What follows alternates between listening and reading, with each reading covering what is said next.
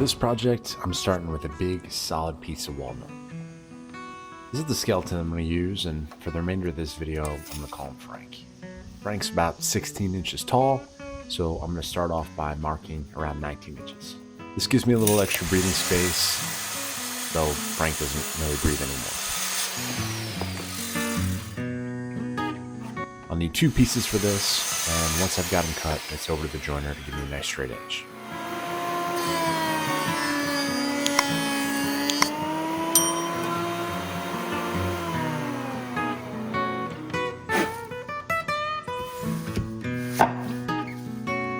Joining one side of each piece gives me a clean glue surface, and tight seams mean stronger, longer lasting boards.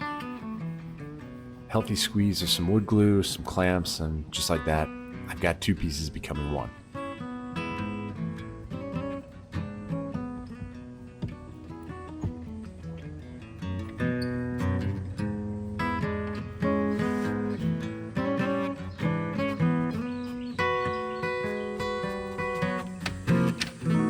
While that's drying, let's go check on Frank. This guy's dying for some attention. Right now, Frank looks, well, a little too clean. Like he just came fresh from the factory instead of crawling out of the grave. You can't have that. He needs to look aged, run down, like, skeleton buried in the ground. I've seen people use wood stain for this before.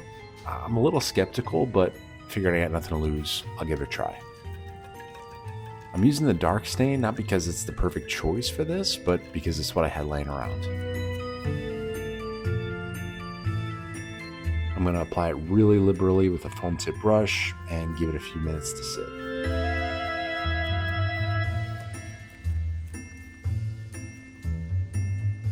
Frank is not having a good time. I'll let it soak for a few minutes, then dab away the excess with the rag. It's messy. It's imperfect, but honestly, I bet can mess with a skeleton. He's already in pretty rough shape. Then I'll let Frank hang out for a while to dry, and we'll see how it works.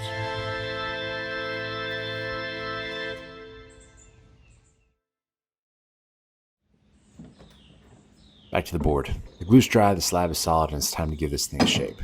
First, a quick run through the planer to flatten both sides. That way I've got a smooth surface to work on.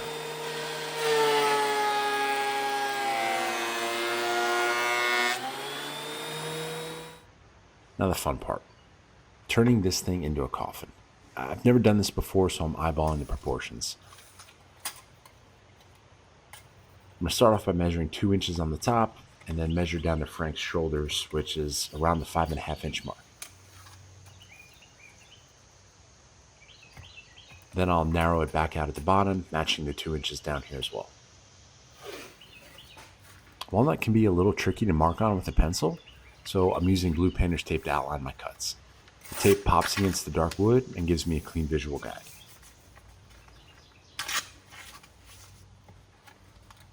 Nice. I'm going to use the circular saw lined up with a straight edge to make the cuts. Precision matters here. Measure twice, cut once, and above all, don't lose any fingers. Frank's got that covered.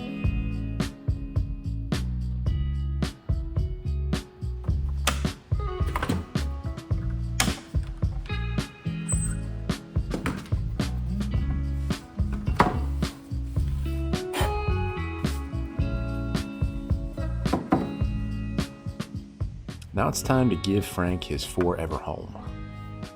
I'll mark a border about 1.5 inches in from the coffin's edge. This gives me a consistent frame all around and plenty of space for epoxy to surround it.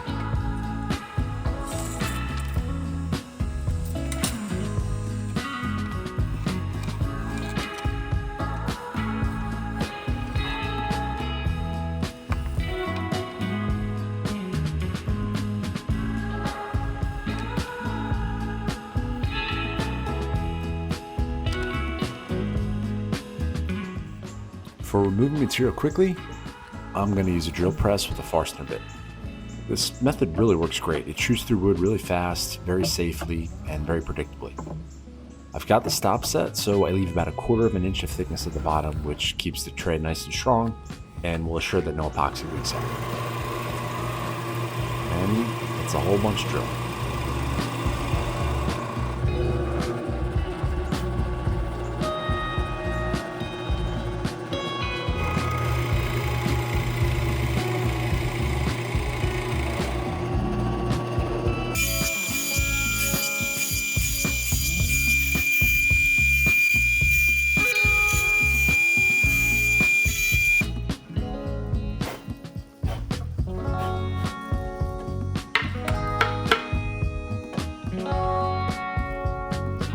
Once I've hogged out the bulk of material, it's over to the router.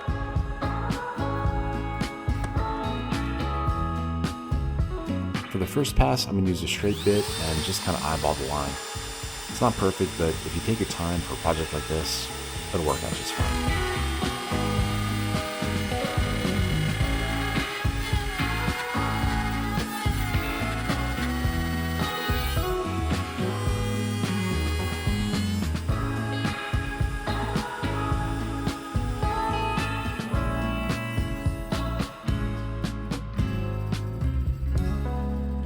Then for the second pass, I'm going to switch to a bearing bit that's going to allow me to follow that wall, but this time go all the way down to the base.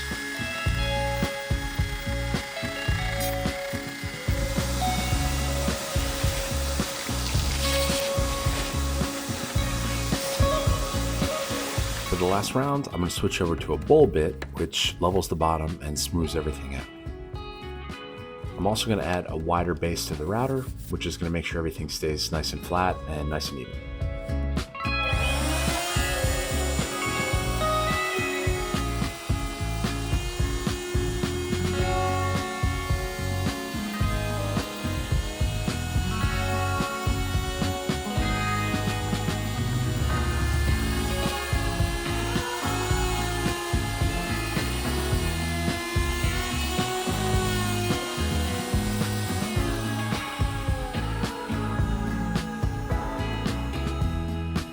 The one thing with this method is there is dust everywhere, so make sure you're protecting your lungs.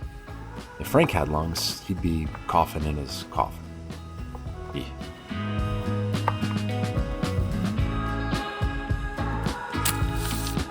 I think that Frank deserves a little bit of a personal touch, something to carry with him forever. So I'll make it a sign. For this, I'm going to use a handful of popsicle sticks. I'll rough up the edges with a knife, nothing too neat. I'll cut them down at all these odd angles. The imperfection makes it feel more rustic and a little bit more authentic.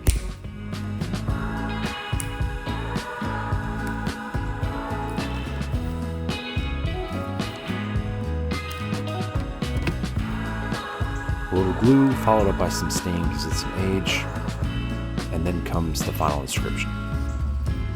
His internal message, I haven't decided yet. I'm not much for puns, but I'll come up with something corny enough that even if you don't have a funny bone, you'll at least roll your eyes. Unless you're Frank, for obvious reasons.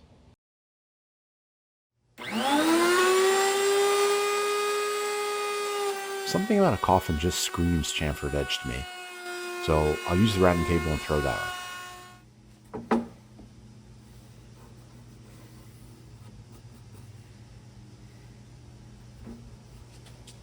Quick little sanding, then it's time to put Frank in the ground.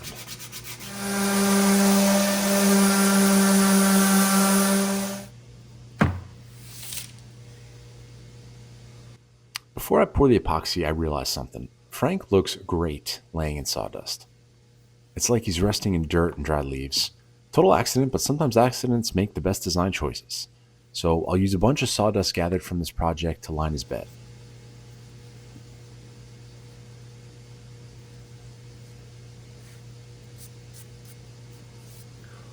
Don't forget your sign, Frank.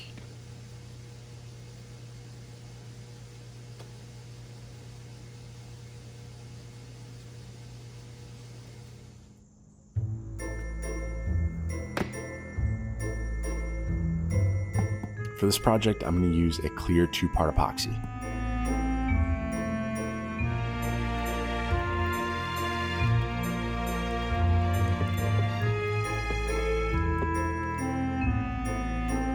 As I pour this over the sawdust, I realize that I'm not really going to have much of a fluffy, loose leaf look as much as a dark, dingy, muddy look, but it still works.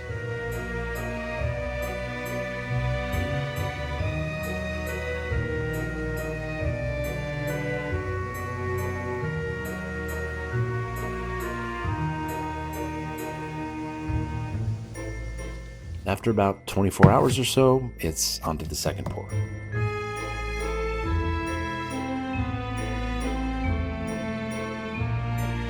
I did this in 2 pours so I could sprinkle on some additional sawdust with the intent of having a little bit more of a 3D look in the leaves. And this kind of worked.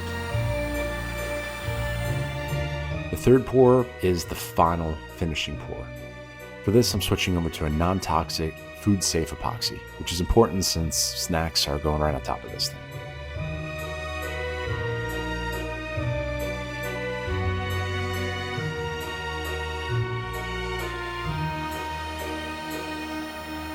After each pour, I chase out the bubbles with a heat gun. That keeps the surface crystal clear. Rest easy, Frank. You're looking drop dead gorgeous. With Frank encased, let's add some finishing touches. This thing needs some finger grooves at the top and the bottom for carrying.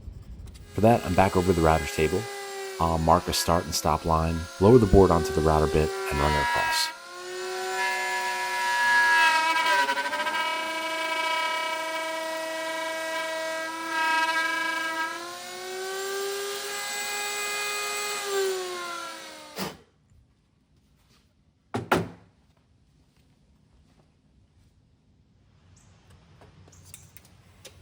And finally, coffin style handles. Honestly, these were a little bit of an afterthought, but when I saw them, they just screamed, these are handles that should be on a coffin.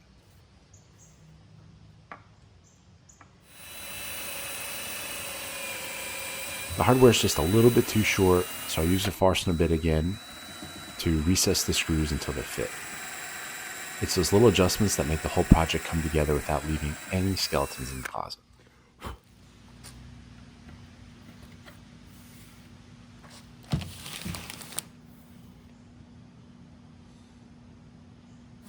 Now comes the scariest part, sanding the epoxy. The second that sandpaper touches it, the clear surface becomes a cloudy, misty mess, and you can feel your stomach sink. It looks like I just ruined days of work. You feel your heart skip a little bit, but this is one of those trust the process moments. I'll start with 150 grit and slowly climb the ladder all the way up to 2,000. Each pass wipes away scratches, each wipe down shows progress, and slowly Frank comes back into view. It takes a little bit of patience and a little bit of effort, but the payoff is huge. It may be bare bones, but after sanding, Frank scrubs up pretty nicely. Alright, time for the last step here, the finish, which for this project I'm going to use Rubio Monocoat. I love using this because it's food safe, it's durable, and it brings out the richness of both the walnut and the epoxy. Spread it on evenly using a foam tip brush and let it sit for about 20 minutes, then wipe off the excess. This is definitely the most satisfying part, as you can just watch Frank reappear from all that dull, sanded haze back into his full glory.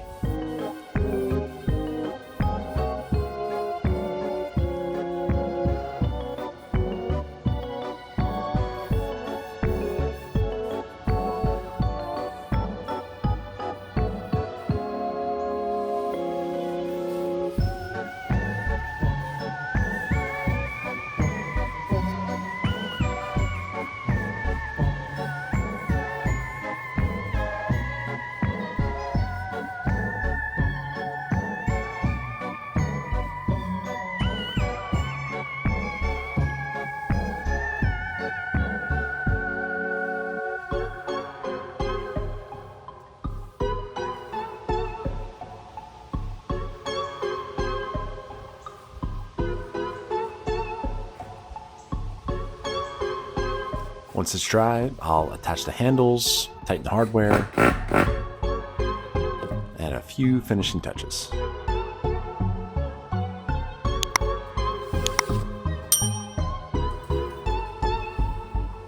Frank, you've officially been laid to rest. At least until the chips and cheese get here.